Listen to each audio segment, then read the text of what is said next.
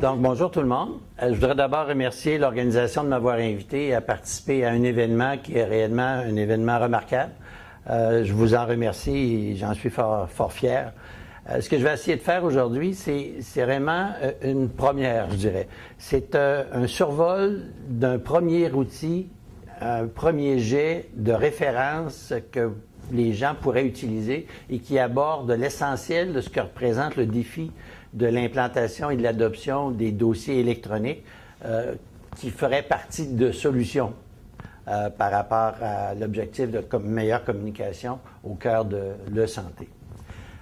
Le plan de la présentation est de préciser d'abord qu'est-ce qu'on entend par informatisation en santé, c'est-à-dire c'est quoi la nature de la bête. Le dossier électronique, c'est quoi, plus précisément, et surtout son importance.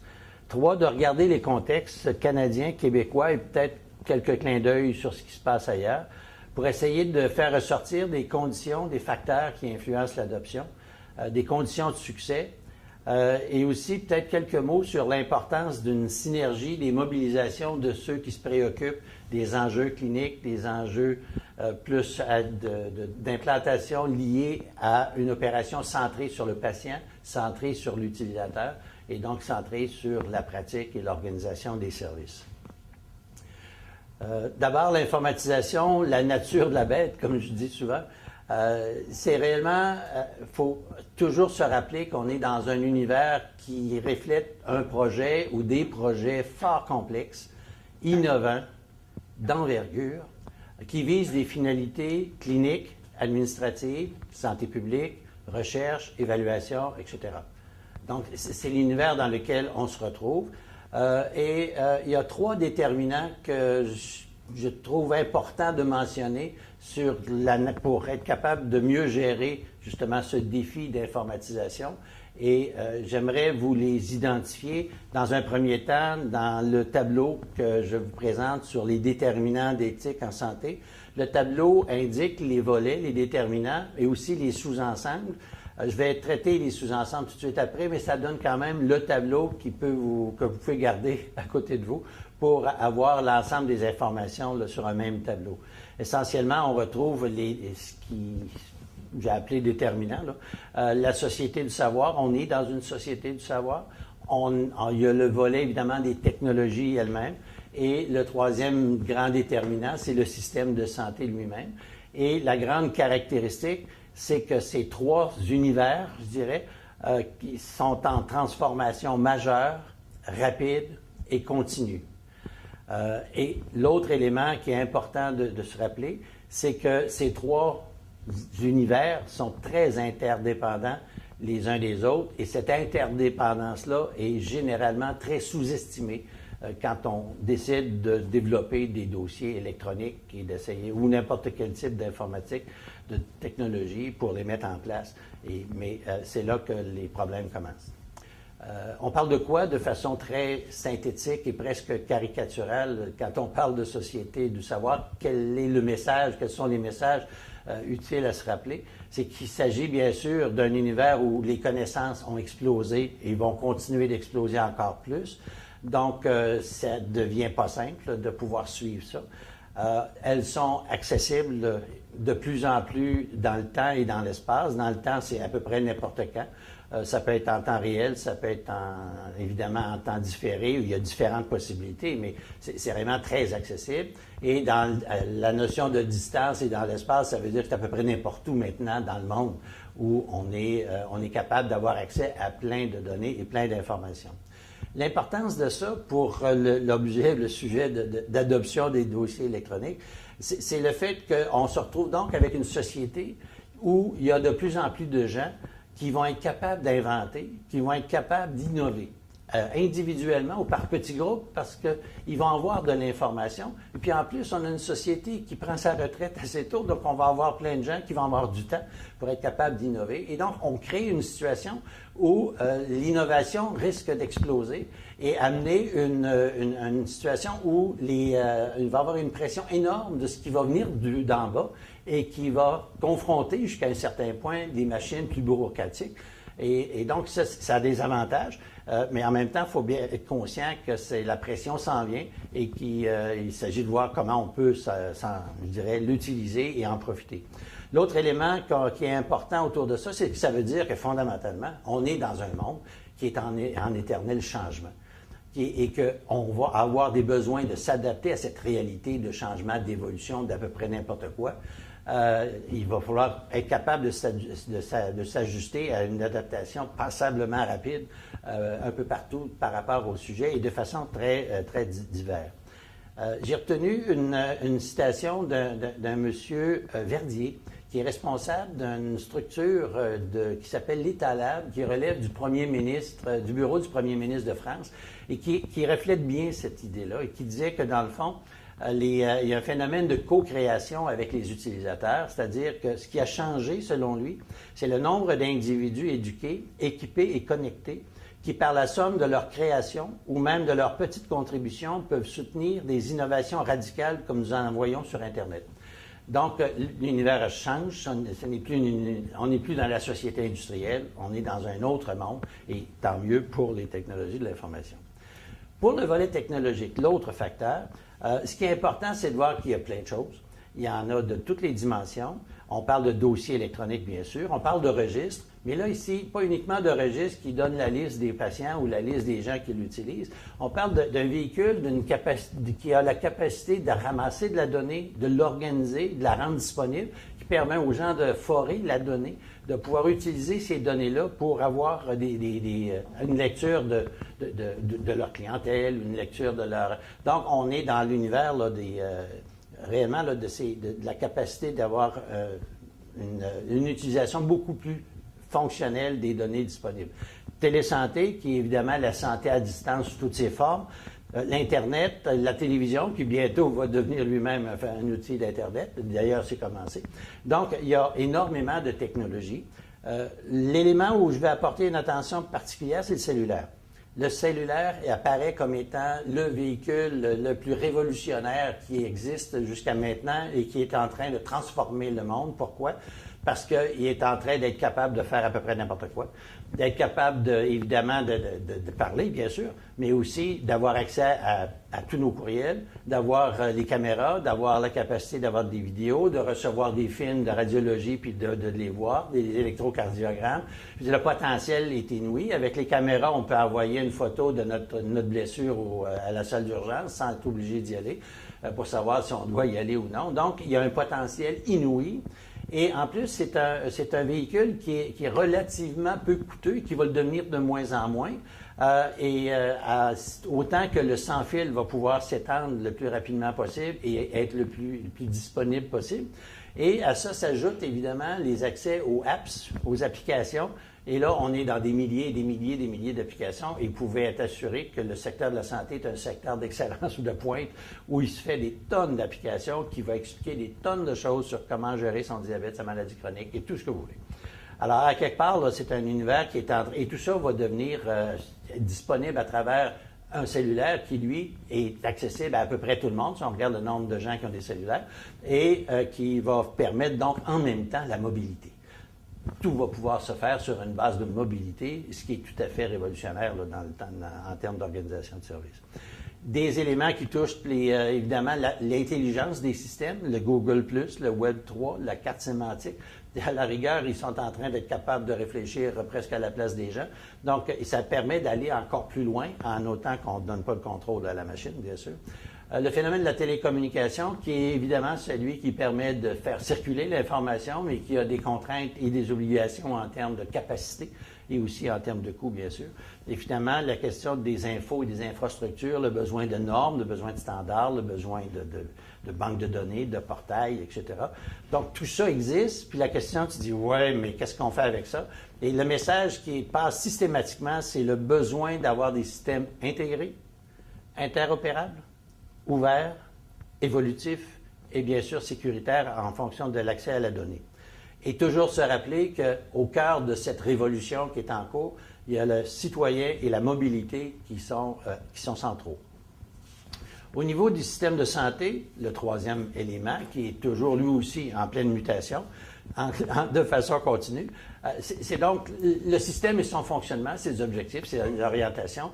Ça doit être le point de départ quand on veut informatiser, de bien savoir c'est quoi le système qu'on veut, où est-ce qu'on veut aller, puis c'est quoi les orientations, parce que la technologie, essentiellement, elle devrait être là pour supporter et aider à ce que ça soit possible, puis à aller plus loin.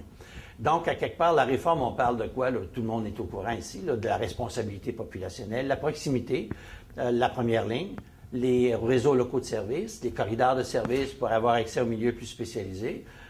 Vous avez évidemment tout ce qui touche la prévention, gestion des maladies chroniques, la nouvelle orientation, ce que le commissaire appelle le nouveau paradigme de la santé, qui a comme particularité pour l'informatisation, c'est que l'essentiel des activités ou des choses que les gens ont besoin pour les maladies chroniques se passe localement. Les consultations locales, par exemple, on évalue à peu près 85% des consultations pour les maladies chroniques qui se font localement. Ce que ça veut dire, c'est que ça prend des systèmes où, localement, les gens peuvent se parler, s'acheminer de l'information et travailler en équipe ou en réseau. Donc, quand on imagine comment on va informatiser, il faut avoir ça en tête pour dire c'est vers là qu'il faut aller. En termes de défis, on parle de défis de gestion de réseau et d'interface clinique. Là, on parle de réseau de monde, on parle de réseau d'établissement, d'organisation. Et en arrière de ça, il y a évidemment tout le phénomène de la collaboration interprofessionnelle qui est en pleine explosion, je dirais, et qu'on essaye de comprendre de plus en plus, mais c'est quoi les conditions pour que cette collaboration-là soit la plus efficace possible et la plus performante. Finalement, en termes de défis liés au système de santé, c'est encore là des systèmes d'information intégrés. Pourquoi? Pour être capable d'avoir de l'information qui va pouvoir suivre le patient et qui va pouvoir être disponible, donner l'information disponible où on en a besoin pour les gens qui en ont besoin, puis en fonction de leur réalité. J'ai laissé sur ma diapo un message qui disait « Transformation qui peine à se réaliser ». En fait, mais aussi, c'est le contexte d'histoire à succès à l'occasion. Peine à se réaliser, ça veut dire, dans le fond, si je veux caricaturer solide, là, je vais dire que ça fait 40 ans qu'on parle de faire le virage ambulatoire et on n'a pas encore fini, puis il reste encore pas mal de travail. Donc, en termes de réforme d'un système de santé, il y a énormément de choses, les défis, des enjeux, des acteurs, il y a plein d'affaires qui jouent là-dedans, et c'est là-dedans qu'arrivent les technologies de l'information. C'est pas une bulle qui arrive comme ça, puis c'est un bidule qu'on met là, puis tout le reste va fonctionner. On arrive dans un univers qui est en profond changement et qu'on ne connaît pas encore, surtout pas toutes les recettes pour réussir à atteindre les objectifs de notre système d'information. C'est pas étonnant que quand on veut essayer d'informatiser tout ça, qu'il y a plein d'affaires qui arrivent qui fait que l'informatisation, c'est peut-être un peu plus compliqué qu'on pense. Je rajoute le modèle ici que tout le monde connaît, là, le modèle du Chronic Care Model, gestion des maladies chroniques, juste pour garder l'image là, je dirais, plus intégrée des principaux éléments qui sont liés à la gestion des maladies chroniques, qui fait référence à la collectivité, à un ensemble dans un milieu donné. Un système de santé avec des activités qui visent à ce que les patients soient un peu plus autonomes, qui visent à ce que la prestation de soins soit mieux faite, qui visent des soutiens à la prise de décision, etc. Et tout ça dans un contexte où on voit une dynamique entre le patient et ses proches qui est en train de se transformer en interaction avec son équipe de soins, qui, lui aussi, et elle aussi, cette équipe-là, va devoir être de mieux en mieux formée et informée et en même temps proactive, c'est-à-dire capacité d'utiliser des systèmes qui va permettre que cette interaction-là avec le patient soit transformée, qui va permettre au patient de développer sa capacité, son empowerment, tout ce qu'on veut. Fondamentalement, là, c'est des mots, mais quand on veut regarder le sens profond de ça, la façon dont je l'envisage, que je le vois, c'est qu'on est dans l'univers de l'innovation sociale, carrément. On est en train de créer des situations qui vont changer les rôles de chacun, même dans les équipes de soins, incluant la place du patient, son rôle. On parle de décision partagée, on parle de plusieurs choses. Donc, à quelque part, c'est plus la même dynamique patient-docteur, pas du tout, qui est en train de s'en venir. Donc, à quelque part, on est réellement dans l'innovation sociale à cause du changement dans les rôles. Ceci étant dit, on a mis la table. On va parler des dossiers électroniques, vu que c'est pour ça que vous m'avez invité. Donc, une fois qu'on a parlé de ça, et il ne faut pas l'oublier parce que tout est centré sur ces dynamiques, ces réalités-là, le dossier électronique, c'est quoi? Et là, déjà, juste à poser la question, on se retrouve sur un terrain qui est assez fascinant. Parce que finalement, la grosse question qu'on devrait se poser à chaque fois, c'est de quoi on parle? quand on parle d'un dossier électronique. Pourquoi? Parce qu'on réalise très rapidement que les définitions des dossiers électroniques sont très variables et très variables dans le temps et dans l'espace. Dépendamment où on est, à travers le monde ou même à travers nos propres organisations, on n'aura pas la même définition de c'est quoi un dossier électronique. Ça va varier dans le temps parce que si vous reposez la même question à quelqu'un 2 ans après, il n'y aura peut-être pas la même définition. Donc ça, déjà au départ, on passe à un terrain de jeu qui n'est pas évident. Mais on parle de quoi des fois quand on parle de dossier électronique? On parle de dossier, on parle d'infrastructure, on parle d'environnement, on parle d'une plateforme, on va parler d'une banque de données, on va parler d'une vue même. Notre DSQ, au départ, c'était une vue sur quelque chose. C'était ça, le dossier. Mais de dossier, quelle sorte de dossier? Donc, on parle de dossier santé, dossier médical, dossier patient, dossier personnel, dossier clinique, dossier électronique, dossier numérique, dossier digital. Et là, donc, tous ces mots-là existent dans la réalité des échanges entre les gens qui s'impliquent là-dedans. Alors, évidemment, c'est pour ça que là, j'ai mis un certain nombre de petits sigles là, sur la diapo et je pourrais allonger la liste de façon presque infinie. Vous avez juste à faire un mélange de tout ce que je viens de vous dire et vous avez un pot-pourri de possibilités d'avoir des cycles ou des définitions de dossiers électroniques. Et c'est pour ça que la clé là, que je suggère toujours, c'est de dire, est-ce qu'on peut se demander de quoi on parle quand on se parle entre nous? Parce que c'est la probabilité qu'on parle de deux choses différentes est tellement grande qu'on est peut-être mieux de préciser. Et puis après ça, de dire, OK, let's go, on va parler de ça. Maintenant, ça, c'est la partie du dossier électronique et ça explique un peu la difficulté de développer ça et la confusion qu'il peut y avoir autour de plein de projets puis d'efforts pour essayer de développer ce qu'on appelle des dossiers électroniques. Est-ce que c'est important, les dossiers électroniques? On se demandait tantôt, est-ce que ça peut faire partie de la solution d'un système ou d'une meilleure communication? La réponse est oui. La littérature est très explicite là-dessus et on parle de beaucoup, je dirais, d'importance sur plusieurs éléments. On parle, je peux vous trouver de la littérature, j'ai commencé dans le premier à vous donner quelques auteurs, je peux vous en citer sur l'ensemble des mots-clés que je vais vous donner. Donc, ça existe. Et là, on parle des avantages pour les usagers en termes de qualité ou de continuité de soins, en termes de sécurité des patients, en termes d'une meilleure satisfaction du patient consommateur. Si vous allez du côté des professionnels, bien sûr qu'il y a des avantages au niveau de l'information plus pertinente, l'information plus complète, l'information à jour, l'information qui arrive au moment opportun. Vous avez de l'information ou des systèmes qui permettent d'automatiser ou de simplifier les flux de travail des cliniciens, meilleure productivité, améliorer les communications entre les prestataires, entre les gens qui travaillent dans une équipe, l'échange de connaissances et des prises de décision cliniques, oui, ça peut améliorer ça. Adhérence à des mesures préventives, oui, c'est démontré. Des guides de pratique, bien sûr que c'est démontré aussi. Pour le système de santé, oui, il y a des avantages aussi. Des avantages, ça peut soutenir les transformations dans le système, la gestion des maladies chroniques, améliorer l'efficience, diminuer les coûts de soins ambulatoires, diminuer l'utilisation des soins, rationaliser les processus, réduire la charge administrative, soutenir la continuité, l'efficacité, la qualité des soins. Donc, tout ça existe. C'est assez impressionnant et c'est de ça dont on vous parle régulièrement quand on veut amener les gens à utiliser et adopter les dossiers électroniques, les technologies de l'information. Et maintenant, par contre, si on dit, OK, on va aller un petit peu plus loin et dire, oui, j'ai tout entendu, oui, j'ai vu plein de choses autour de ça, mais et encore. Et si on va un petit peu plus loin, ce que j'ai trouvé intéressant, c'est de vous montrer un diagramme qui était, en fait, une revue de littérature qu'on a fait sur les mesures d'impact des technologies de l'information.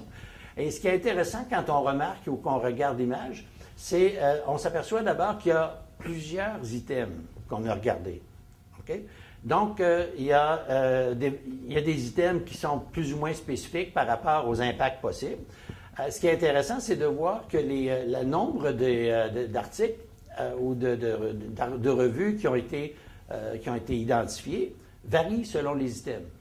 Alors, donc, on se retrouve avec quelques items sur l'accès, pas mal plus sur l'efficience. Alors, à ce moment-là, ça devient important de bien réaliser que l'information qu'on a, elle est partielle et elle ne couvre pas tout. L'autre petit élément intéressant, c'est le fait qu'on a des mesures positives, mixtes, négatives ou neutres. Donc là, tantôt, je vous ai parlé beaucoup des avantages. Là, je vous dis, attention, il y a aussi des situations où ça peut même être négatif comme impact en termes Donc, à quelque part, ça veut dire qu'il ne faut pas tout prendre pour du cash, comme on dit. Le suivant, c'est Francis Lowe, le collègue de Colombie-Britannique, a dit, moi, je vais aller voir de façon plus particulière les dossiers médicaux et voir qu'est-ce que je vais trouver en termes d'effets en cabinet concernant un certain nombre d'interventions, prescription, gestion de maladies, des questions de prévention, etc. Et ce qu'il a trouvé, c'est qu'il y a 50 des études et 46 des mesures démontrent des impacts positifs. Là, tu dis, OK, c'est intéressant, c'est quand même pas mal. En même temps, il dit, oui, mais il y a 18 qui démontrent des impacts négatifs. Puis les autres, à peu près une trentaine de pourcents si ça n'a pas d'effet. Alors là, tu dis, oh, attention, il faut être prudent là, quand on fait les choix, puis de voir ce qu'on peut faire. Et là, il s'est dit, mais qu'est-ce qui se passe? Est-ce qu'il y a des facteurs qui expliquent ça? Juste dans sa revue, il a trouvé 48 facteurs différents qui sont associés au succès des DME. Donc, c'est pas de mettre un bidule en place, ça vient de régler. C'est pas mal plus complexe qu'on pense d'arriver à avoir des effets positifs de l'utilisation de nos dossiers. Et donc, ça devient drôlement important de savoir de quoi on parle. Alors, fondamentalement, lui, il dit que c'est un impact positif, mais quand même relativement limité. C'est surtout important d'apprendre des expériences.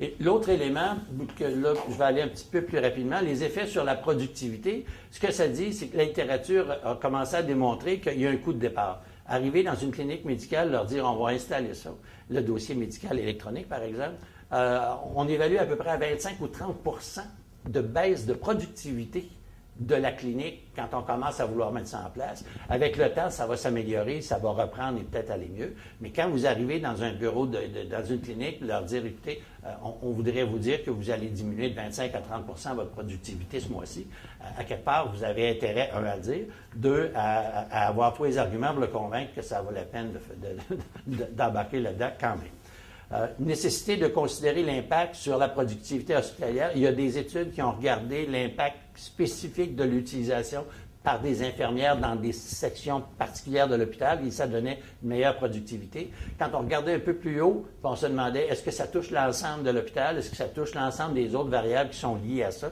Et on s'aperçoit que non, à la rigueur, c'est pas tout à fait aussi évident qu'on pensait. Un des points, je pense, qui est important ici à se rappeler, un des grands Américains, avec à peu près 2 douzaines de grands de ce monde du côté de l'informatisation, a écrit à Obama, a envoyé un document pour lui expliquer que oui, on pouvait avoir des gains substantiels, mais s'il y avait une complémentarité entre les différents outils. Et là, ils ont même rajouté que le dossier électronique seul augmenterait les coûts de santé sans contribuer au changement nécessaire du système de santé. Donc, à la rigueur, on est encore dans un monde où on dit attention. Finalement, source et nature de données, à travers tout ce que je vous dis, c'est d'être prudent sur les données, sur la source. Ce qu'on s'aperçoit, c'est qu'à peu près le quart des données des articles qui donnent des effets positifs proviennent de 4 établissements. Gros établissements bien organisés qui ont d'abord réorganisé la pratique et non pas de n'importe où.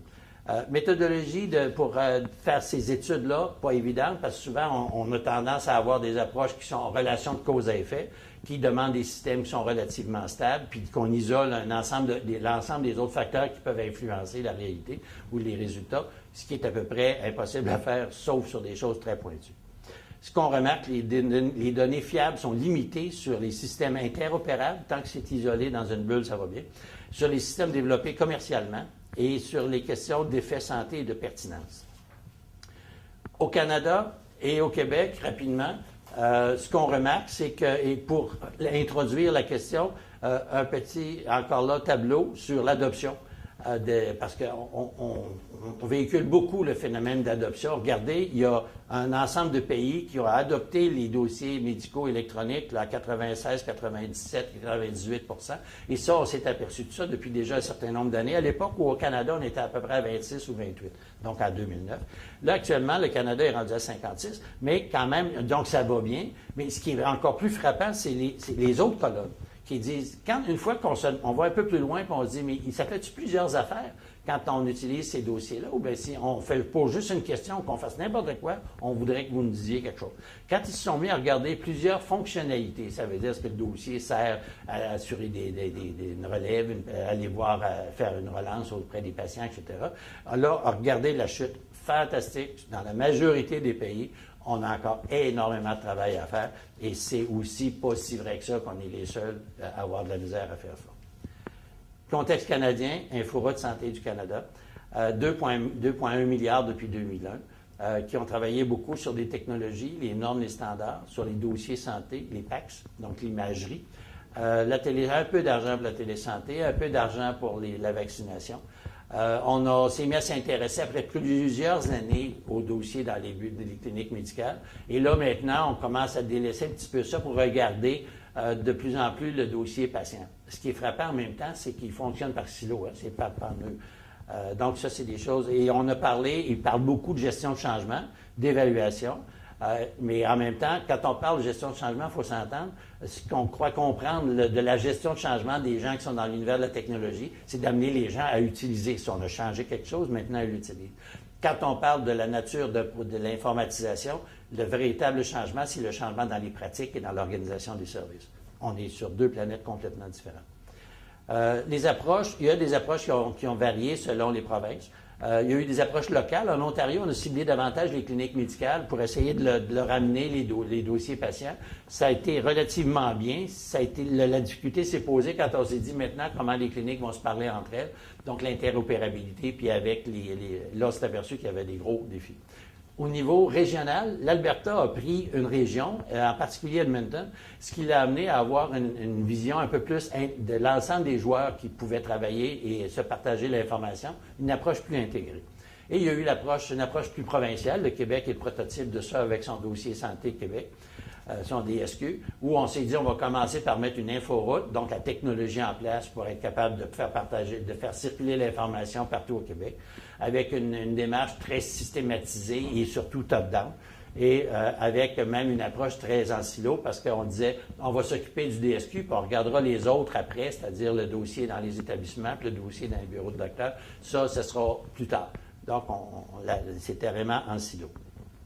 Si on regarde l'ensemble de l'opération du contexte canadien, Rosenblum et son équipe ont fait des constats assez impressionnants qui disaient qu'il y a eu des réalisations importantes au niveau du financement, au niveau des standards nationaux, des registres patients et d'imagerie. Par contre, il y a énormément de barrières à l'adoption du plan de match dont on rêvait, parce qu'il n'y avait pas de politique de e-santé, il n'y avait pas d'implication adéquate des cliniciens. On consulte les cliniciens, mais on les implique pas. Là. On ne travaille pas avec, comme on dit. Il y avait des échecs à établir un plan d'affaires pour l'utilisation des dossiers santé électronique. Focus national plus que régional pour l'interopérabilité. On sait que les règles du jeu se font plus au niveau régional. Et certaines rigidités dans la gestion de toute cette opération-là. Ailleurs, on s'est aperçu en Angleterre, par exemple, qu'il y avait eux aussi ont commencé avec une approche très centralisée, très top-down. Au bout de 6-7 ans, ils ont dit time out, on va aller vers des approches. On a admis que l'approche centralisée et nationale était plus requise, que les systèmes plus locaux et approches plus modulaires étaient requis, qu'il fallait permettre de petits changements et plus conformes aux besoins d'affaires et à la capacité et à la réalité de chacun. Québec, c'est en 2 diapos, essayer de résumer les différents, je dirais, ce qui s'est passé d'abord jusqu'en 2010, qu'on s'est aperçu, c'est qu'il y avait des projets porteurs. Oui, il y a des choses qui se passaient sur le terrain qui étaient super intéressantes, mais les gens commençaient à s'essouffler. Il y avait des établissements qui étaient motivés, mais en général, ils étaient plutôt isolés et manquaient de ressources. Il y avait une approche généralement beaucoup plus de haut en bas, donc ça arrivait du ministère ou des structures qui ont mis en place. Il y avait une cacophonie qu'on reconnaissait au niveau du ministère C3S. Ce que ça voulait dire, c'est que dans le C3S, il y avait des tonnes d'affaires technologiques, des logiciels, des outils, des ci, des ça, mais qui ne se parlaient pas beaucoup, puis c'était assez isolé. Et on a eu un directeur général qui s'est mis à regarder ça, puis il a dit, moi, si je veux gérer tout ça, c'est quoi mes liens avec le ministère? Et en regardant chacun de ces éléments-là pour voir qui peut prendre des décisions au ministère, la conclusion, c'est que tout le ministère était impliqué dans quelques décisions à droite et à gauche, dépendamment de l'objet. Et ce qu'il suggérait, c'est qu'il puisse y avoir un RLS à l'intérieur du ministère, parce que jusqu'à maintenant, ce n'est pas une structure où les gens se parlent beaucoup. Donc, il y avait des problèmes majeurs. ILO et SILO à tous les niveaux. Ils ont fait un bilan de ce qui existait sur le terrain. Ils s'est aperçu qu'il y avait beaucoup de projets, mais souvent, généralement très isolés ou sur des thèmes spécifiques. Donc, il y avait des doublons. En même temps, il y avait des choses qui auraient pu être faites, qui n'ont pas été faites. Mais c'était vrai autant dans des projets locaux que des projets centraux. essentiellement, on retrouvait un leadership dominant au niveau des technologies, dominant au niveau des opérations. Et il y a eu une confusion dans les messages. Il y a un certain moment donné où le DSQ, il y a du monde qui pensait que c'était un dossier électronique, l'ensemble du dossier électronique. Il y a même un PDG d'agence qui m'a fait cette déclaration-là, quand il a réalisé que ce n'était pas tout à fait ça.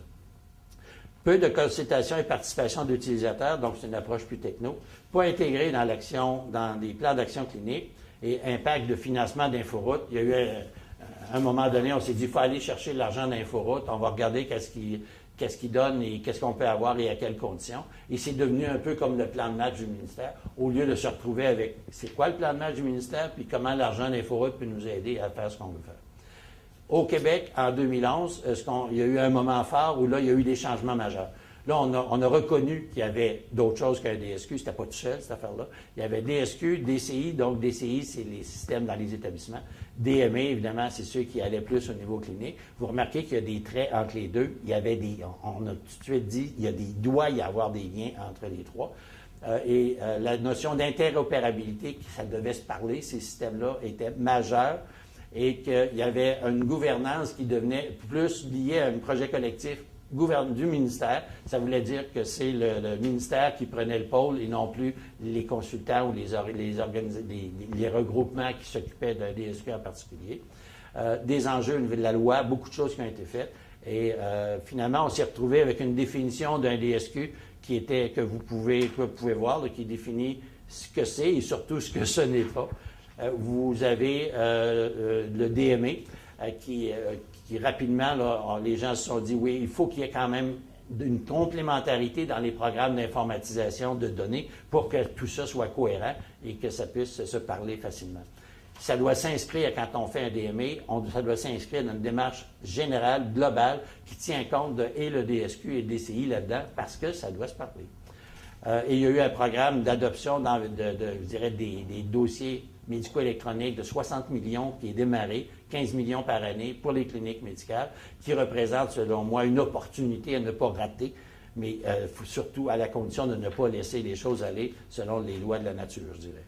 Au niveau des établissements, les grands défis, c'est d'avoir des transformations de pratiques, bien sûr, centrées sur les patients, qui tiennent compte des trajectoires de patients. Et, en gros, c'est peut-être les principaux éléments.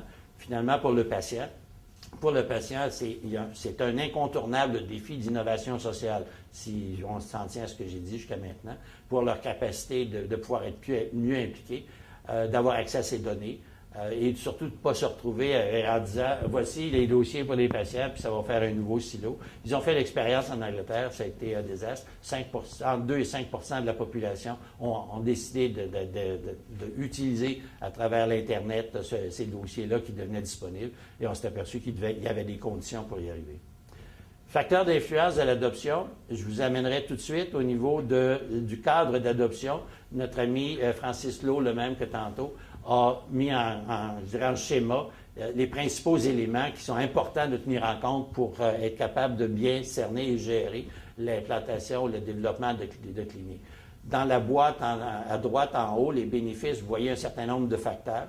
Vous avez ce qui peut influencer ces facteurs-là en termes de bénéfices, donc les gens, les organisations, la façon d'implanter. Vous avez aussi des choses qui influencent ces éléments-là, donc les standards de soins, par exemple, les aspects légaux, de gouvernance, le financement, les incitatifs. Donc, ça vaut la peine de jeter un petit coup d'œil là-dessus.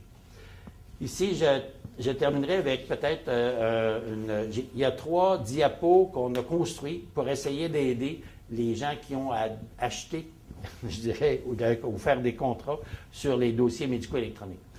3 diapos, quelles sont les principales questions qu'on doit se poser comme responsable de clinique avant de choisir le DME et les ententes qui vont avec. Les premières questions, c'est le DME doit être jugé en fonction de sa capacité de suivre une trajectoire de patient, pas juste le patient qui est dans le bureau du médecin. Donc, il faut avoir une idée de la trajectoire des patients, où est-ce qu'ils vont aller et quels sont les points de contact. À quel endroit il va y avoir des besoins d'information, de partage d'informations, soit avec le docteur, soit avec l'infirmière, soit avec d'autres. Et aussi dans un contexte, évidemment, de réseau de services intégrés. Donc, ce n'est pas uniquement dans les cliniques. De travail intra-équipe, se demander est-ce que le système qu'on regarde permet facilement de travailler sur une base de collaboration interprofessionnelle. Qu'est-ce que le docteur a, qu'est-ce que l'infirmière a, qu'est-ce que le travailleur social a, et comment tout ça permet de travailler autrement que juste de s'envoyer des PDF de l'un à l'autre. L'interorganisation, donc ça aussi, il faut se demander, l'information, elle va venir d'où, puis elle va aller où? Est-ce que le système permet que ça soit possible? Et la notion d'homologation, l'homologation, c'est la stratégie qu'on utilise pour dire, avant d'acheter un équipement, il faut s'assurer qu'elle fait ça. Et l'homologation, elle est établie par le gouvernement, par le ministère. Et là, ces critères d'homologation, de reconnaissance pour dire c'est correct, ils sont en train de se complexifier de plus en plus d'année après année pour qu'on arrive avec des solutions qui sont réellement interopérables pour faire l'ensemble des choses qu'on veut faire. Donc, c'est important de bien vérifier est-ce que l'outil, le DME, est à un niveau d'homologation de l'année 1, de l'année 2, de l'année 3, et comment on va pouvoir arriver à ce que les autres exigences qui vont apparaître vont pouvoir être satisfaites par le système qui est capable de faire ça. Deuxième diapo. Regardez le lien avec ce qui existe en termes de DSQ, en termes de DCI, en termes de plateforme d'intégration. C'est quoi une plateforme d'intégration? C'est les grands systèmes Ariane, Crystalnet ou Oasis. Là. Mais à quelque part, ça va-tu pouvoir se parler, ces choses-là? Et DPE, c'est le dossier du patient aussi. Se poser la question si on veut savoir si ça va pouvoir se brancher avec ce que le patient va avoir chez lui. Les enjeux d'interopérabilité, de compatibilité, d'interfaçage entre les différents logiciels, entre les différents outils qu'on va utiliser et que les autres vont utiliser, qu'est-ce qu'on a et qu'est-ce qui est requis. Capacité de saisir. Est-ce que le système permet de saisir la donnée, de l'organiser, d'analyser les données pour avoir des profils, des suivis de patients, des suivis de clientèle, des services de sentinelle, les capacités de relance? Est-ce que ça permet ça? C'est possible ou bien c'est pas vrai? Ça se fait pas. Et capacité d'utiliser ces données-là pour faire des mesures, des études, des évaluations, des recherches, pour être capable de gérer ce qu'on fait, mais être capable de planifier ce qu'on a à faire, puis d'être capable de mieux donner des services de meilleure qualité. Troisième point, c'est l'aspect des coûts. Un certain nombre de questions clés à poser au fournisseur, à celui qui fournit. 1, ça coûte combien à l'achat? 2, à la maintenance. 3, au développement. Comment ça va coûter pour mettre à jour à chaque année le système? Comment ça va coûter pour rehausser le système si jamais, et c'est pas si jamais, quand va arriver le besoin de le faire? Est-ce qu'on a des systèmes qui permettent d'interfacer, d'intégrer avec d'autres choses?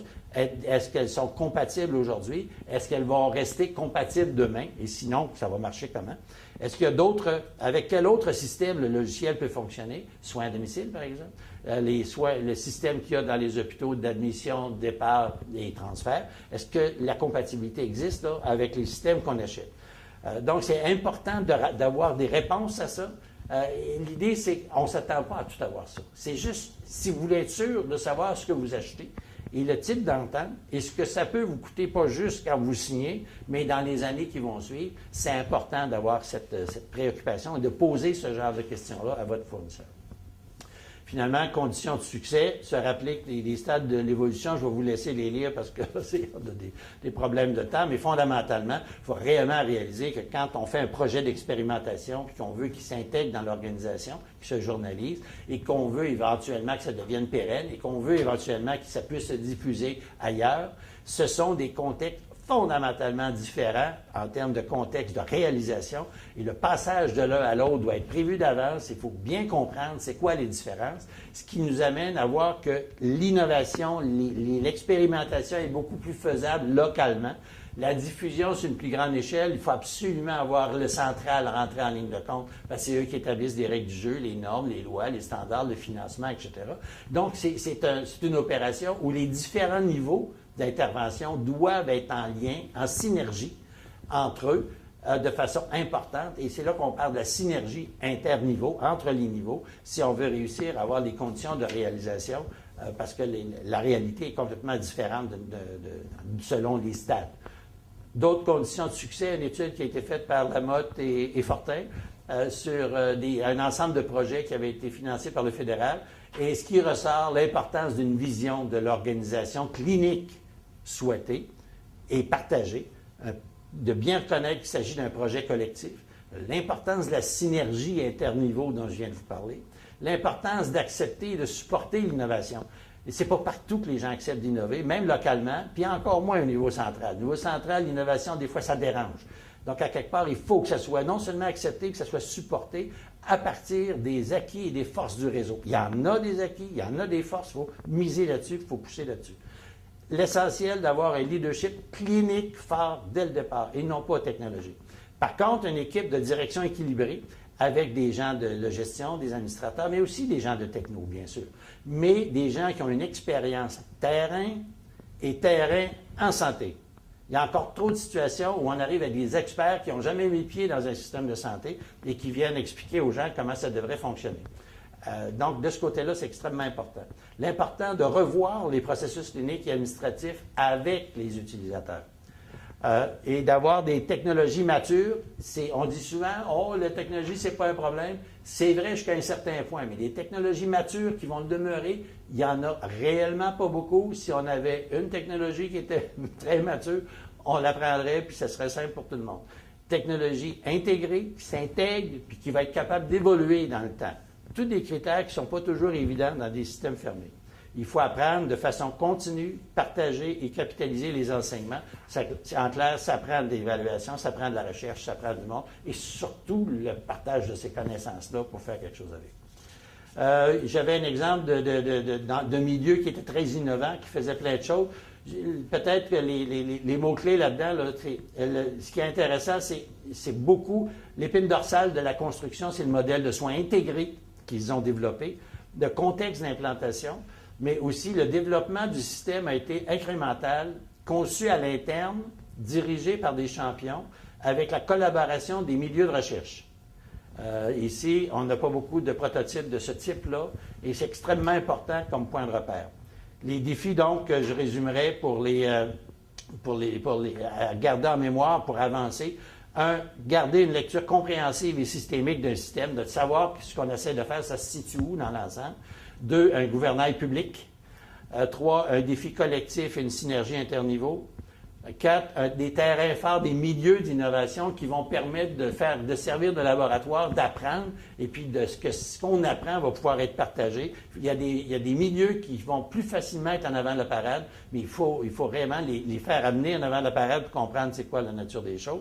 J'aimerais qu'on puisse développer davantage de centres d'expertise intégrateurs. En clair, de réunir davantage d'experts, des experts encore là, cliniques, technologiques, gestionnaires et de recherche, et de chercheurs ensemble, en collectif, pour être capable de capitaliser ce qu'on peut apprendre, ce qu'on sait déjà, et que ça puisse servir aussi à d'autres. Là. Donc, c'est vraiment là, un centre d'expertise pour, je dirais, d'intérêt général. Finalement, des stratégies pour l'interopérabilité, bien sûr. Et dernier petit sujet, encore une dernière des dernières, comme diraient mes fils,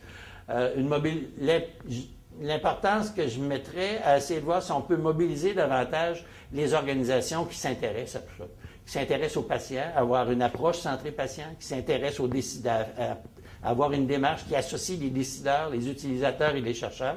Et je crois qu'il y en a un certain nombre. Ici, le colloque, pour moi, est un très bel exemple de cet univers-là. Je pense que c'est un colloque qui devrait se répéter parce qu'il est réellement intéressant. J'ai appris beaucoup. Et maintenant, ce serait peut-être intéressant de s'imaginer ou de regarder ou d'échanger entre nous pour voir s'il ne peut pas avoir une stratégie d'ensemble pour les différents groupes qui ont les mêmes préoccupations, les mêmes intérêts, et qui pourraient essayer de voir, on peut-il avoir une stratégie inter-regroupement ou inter-colloque qui pourrait se bâtir pour se dire dans une année ou sur une base de 2 ans, comment est-ce qu'ensemble on pourrait développer des choses qui soient, disons, dans une stratégie évolutive et complémentaire de nos actions, nos activités. Je remarque qu'il y a plusieurs des colloques où on retrouve plusieurs fois les mêmes intervenants. C'est parfait, c'est les mêmes, on reconnaît tous lesquels sont importants. Comment on peut faire pour capitaliser, pour que tout ça puisse devenir une stratégie d'ensemble de mobilisation? Je pense à la SOCIP, par exemple, à l'Equisti, à l'Agir, à l'AMQ, CIFRIO, qui fait des projets fort intéressants. Et tout ça, je pense, pourrait favoriser le fait d'avoir plus de dialogue, plus de co-création et plus de capacité de partage et de traduction des connaissances dans l'action. Projet collectif. Je pense que on est rendu à une étape où il faut absolument développer projet collectif de formation des gens sur l'informatique, l'informatisation. Collectif, c'est est-ce qu'ensemble, on peut essayer, pour chacun dans nos universités, d'essayer de développer une optique, que chacun ait une contribution particulière, aucun problème, mais que ça fasse partie d'un plan qui deviendrait un tout, je dirais, qui ferait qu'on capitalise encore là sur les forces de chacun pour avoir des propositions. Et les cours en ligne seraient des solutions qui permettraient de faire ces choses-là. Développer des communautés d'intérêt, de pratique et d'accompagnement de projets. À mon avis, il y a plein de choses sur lesquelles on peut réfléchir de ce côté-là. En gros, c'était les principaux messages que j'essayais de passer. J'ai effectivement et sûrement dépassé un petit peu mon temps. C'est une première expérience et puis je vais essayer de réussir à faire ce qui est très long, comme disait un de mes collègues, Paul Lamarche, de faire ce cours la prochaine fois.